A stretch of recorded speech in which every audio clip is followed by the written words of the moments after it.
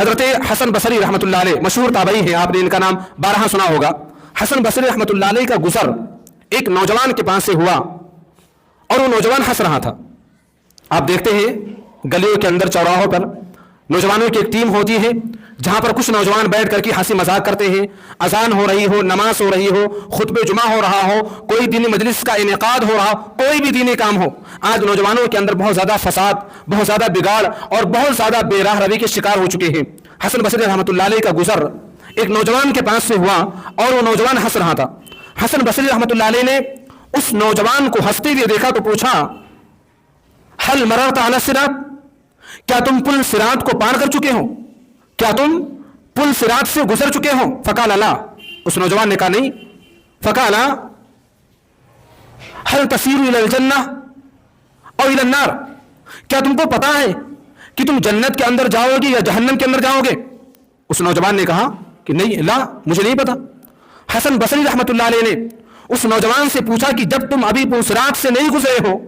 پل صراط سے تمہارا گزر نہیں ہوا ہے اور تمہیں یہ بھی نہیں پتا کہ تمہارا حشر کیا ہوگا، تمہارا انجام کیا ہوگا، تم جنت کے اندر جاؤ گے یا جہنم کے اندر جاؤ گے، تمہیں اس بات کا اندازہ نہیں ہوا ہے، ابھی تمہارا انجام نہیں ہوا، تمہارا حساب و کتاب نہیں ہوا ہے، کس بات پہ ہنسی آ رہی، کس بات پہ اتنا زور زور سے ہنس رہے ہو؟ الفاظ ہیں، آگے راوی بیان کرتے ہیں،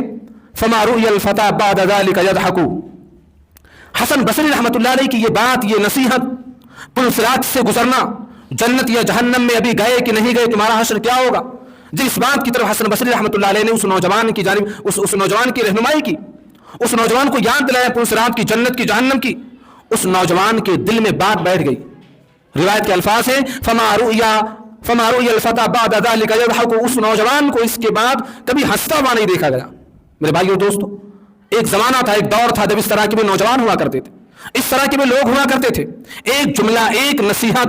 ان کی زندگی کو بدل دیتا تھا، ایک جملہ ان کی زندگی کو بدلنے کے لیے کافی ہوا کرتا تھا۔ آج ہم دیکھیں لوگ اس قدر گناہوں کے اندر ڈوبے ہوئے ہیں، اس قدر لوگوں کا دل مردہ ہو چکا ہے، ضمیر مر چکا ہے، فکر آخرت پر یا کسی اور موضوع پر